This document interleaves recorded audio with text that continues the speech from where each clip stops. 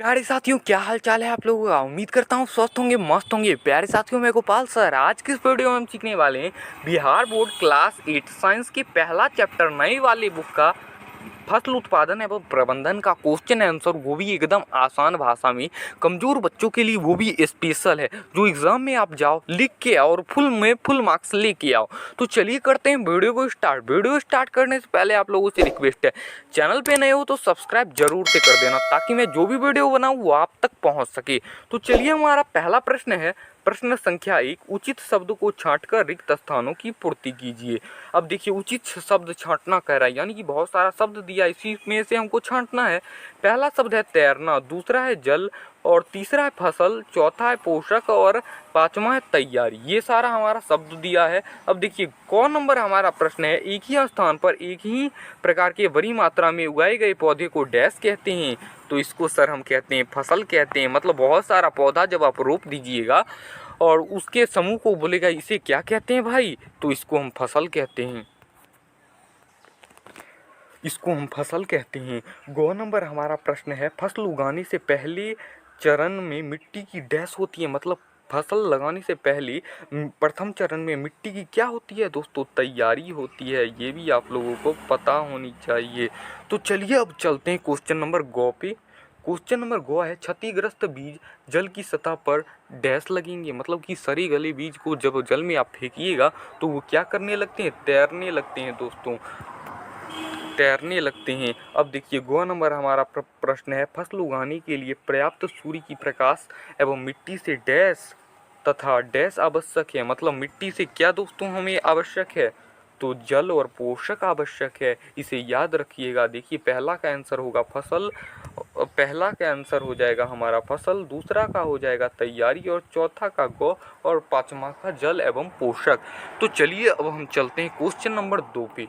Question number 2 बड़ा ही आसान है, मिलान करना है। देखिए, मिलान, प्रश्न संख्या 2, कॉलम ए में दिए गए शब्द को मिलान कीजिए कॉलम बी से। हद तोड़ी, ये तो हम बचपन से पढ़ते आ रहे हैं। अब देखिए, दिया है कॉलम ए और कॉलम बी। अब देखिए, हमारा पहला प्रश्न है खरीफ फसल, दूसरा है रबी फसल, तीसरा है रासायनिक उर्वरक, और चौथा है कार्बनिक खाद। ये पांचवा होगा दोस्तों, थोड़ा सा मिस्टेक हो गया मुझसे, ये पांचवा है, लेकिन पांचवा बुक में दिया ही नहीं है। बुक छापने वाला लगता है वो नशा में था, इसलिए नहीं छापा। तो चलिए इसका उत्तर हम जानने का प्रयास करते हैं। उत्तर हमारा देखिए, कॉलम खरीफ फसल का होगा ऑप्शन नंबर ई, धान एवं मक्का, और दूसरा है रबी फसल, इसका होगा ऑप्शन नंबर डी, गेहूं, चना और मटर। तीसरा था हमारा रासायनिक उर्वरक, इसका होगा ऑप्शन नंबर बी, यूरिया एवं सुपर फास्फेट। चौथा है कार्बनिक खाद, इसका हो जाएगा पशु अपशिष्ट, गोबर मूत्र एवं पादप अवशेष। अब पांचवा जिसका क्वेश्चन दिया ही नहीं था, इसका हो जाएगा मवेशियों का चारा। तो चलिए, इतना तक में कोई दिक्कत नहीं होनी चाहिए, उम्मीद करता हूँ। अब चलिए चलते हैं क्वेश्चन नंबर 3 की तरफ।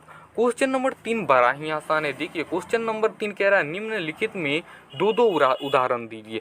पहला क्वेश्चन है खरीफ फसल, दूसरा है रबी फसल। इन दोनों का उदाहरण पूछ रहा है। खरीफ फसल का उदाहरण मतलब खरीफ फसल समझिए जो ठंडा में उगाया जाता है। गेहूं और चना ठंडा में उगाया जाता है, इसलिए इसको कहेंगे खरीफ फसल। रबी फसल जो गर्मी में उगाया जाता है, तो गर्मी में उगाया जाता है धान और मक्का, इसलिए रबी फसल हो जाएगा धान और मक्का। तो चलिए अब चलते हैं क्वेश्चन नंबर 4 पे। क्वेश्चन नंबर 4 बड़ा ही आसान है।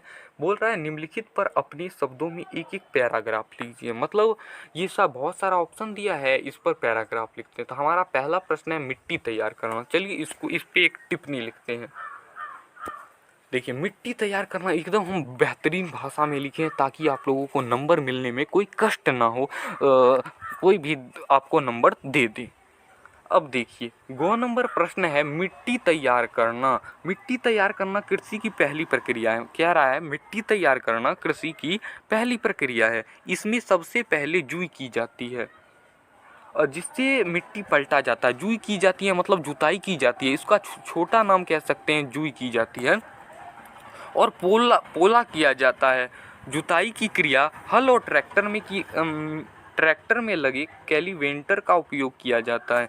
मिट्टी पोला को करने में इसमें जड़ें गहराई तक जाती है। मतलब कि जुताई जब करते हैं तो अंदर तक जाता है हल, और अंदर से मिट्टी, अंदर वाला मिट्टी को ऊपर कर देता है, ऊपर वाले मिट्टी को अंदर कर देता है।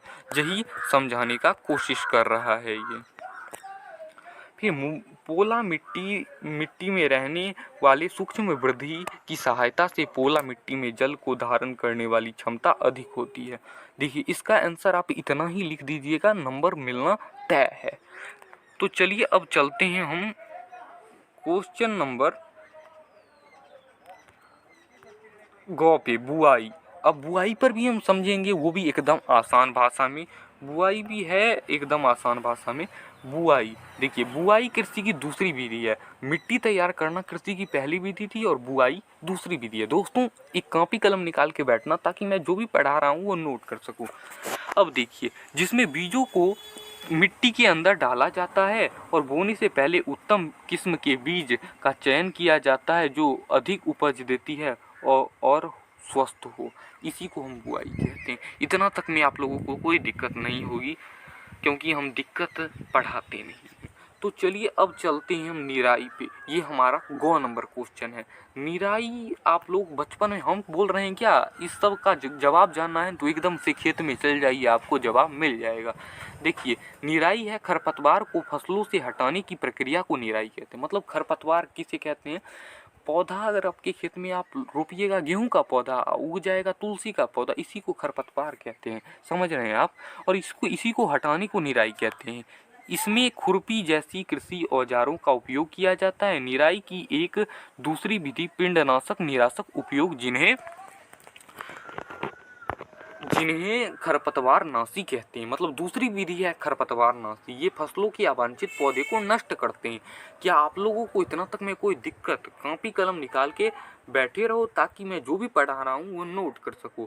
तो अब हमारा चौथा है अंतिम, थ्रेसिंग। मतलब थ्रेसिंग मशीन के बारे में सुने होंगे, ये उसी पर आधारित है। तो चलिए हम थ्रेसिंग मशीन के बारे में अब समझ लेते हैं। थ्रेसिंग मशीन, देखिए, थ्रेसिंग काटी गई फसलों से बीज दोनों को भूसे से अलग करना की विधि को थ्रेसिंग कहते हैं।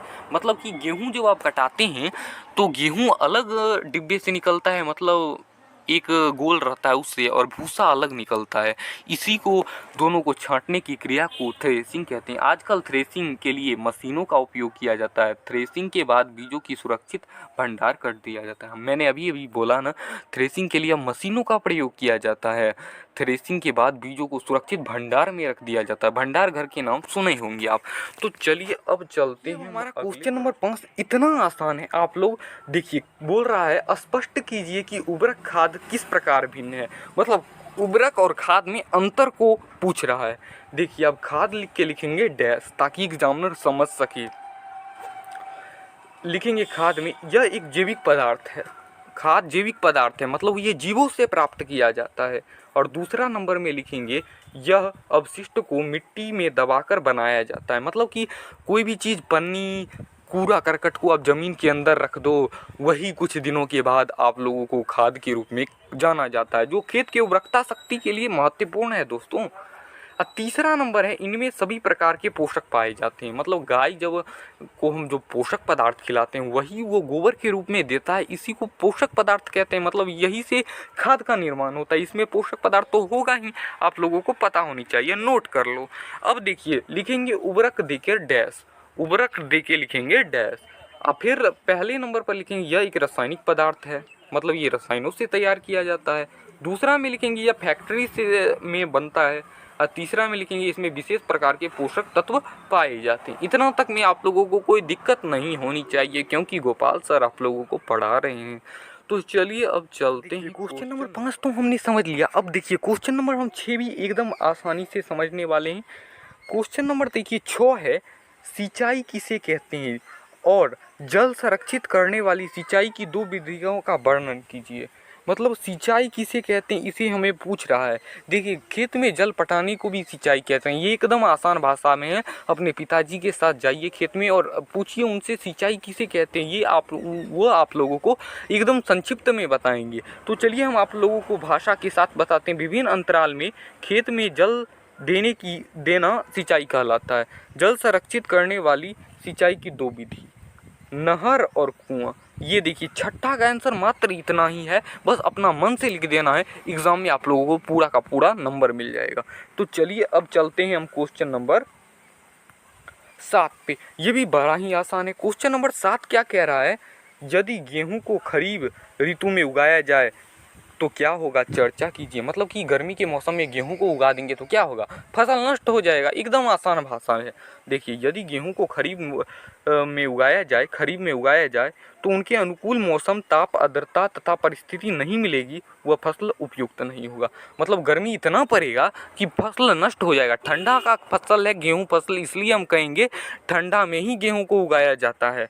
तो चलिए अब हम चलते हैं क्वेश्चन नंबर आप लोगों के 8 पे, उतारते जाइएगा। क्वेश्चन नंबर 8 है, खेत में लगाकर फसल उगाने से मिट्टी पर क्या प्रभाव पड़ता है, व्याख्या कीजिए। मतलब कि बार बार हम एक ही फसल को एक ही खेत में उगाएंगे तो मिट्टी पर क्या प्रभाव पड़ेगा, उर्वरकता शक्ति खत्म हो जाएगा। क्योंकि बार बार आप एक ही काम करिए, बार बार आप एक ही खाना खाइए, आपका मन उब जाएगा। उसी तरह खेत पर बार बार एक ही फसल और वही खेत पर बार बार उगाना, तो खेत की उर्वरकता शक्ति चली जाती है। देखिए और पूछ रहा है व्याख्या कीजिए। खेत में लगाकर फसल उगाने से मिट्टी की उर्वरकता कम हो जाती है। अभी अभी मैंने आप लोगों को बताया, कई बार एक ही किस्म के पौधे उगाने से एक विशेष प्रकार के पोषक तत्व की कमी हो जाती है। इस समस्या को फसल चक्रण को कुछ समय के लिए खाली छोड़ सकता है। मतलब कि आप कुछ समय तक खेत को छोड़ दीजिए, गोबर से जुतवा दीजिए, इसी से इसकी रक्षा की जाती है। चलिए अब चलते हैं हम आज के अंतिम प्रश्न क्वेश्चन नंबर 9 पे। क्वेश्चन नंबर 9 देखिए, कह रहा है खरपतवार क्या है, ये हम इस पर नियंत्रण कैसे कर सकते हैं। मतलब खरपतवार क्या है, इस पर नियंत्रण कैसे कर सकते हैं, चलिए इस पे हम जानते हैं।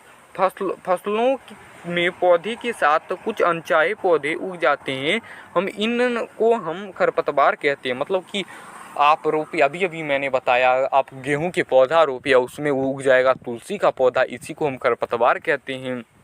इसी को नाश करना ही निराई कहलाता है। खरपतवार को हम इन 2 विधियों से नष्ट कर सकते हैं। पहला है निराई, दूसरा है पिंडनाशक के उपयोग से। आज की वीडियो हम यहीं रहने दे, मिलेंगे अगली वीडियो में। तब तक के लिए धन्यवाद। मिलेंगे अगली वीडियो में महत्वपूर्ण प्रश्न के साथ। मतलब जो भी आपके एग्ज़ाम में आएगा हम वही प्रश्न आप लोगों को बताएंगे। तो चलिए मिलते हैं अगली वीडियो में। बाय, तब तक के लिए धन्यवाद।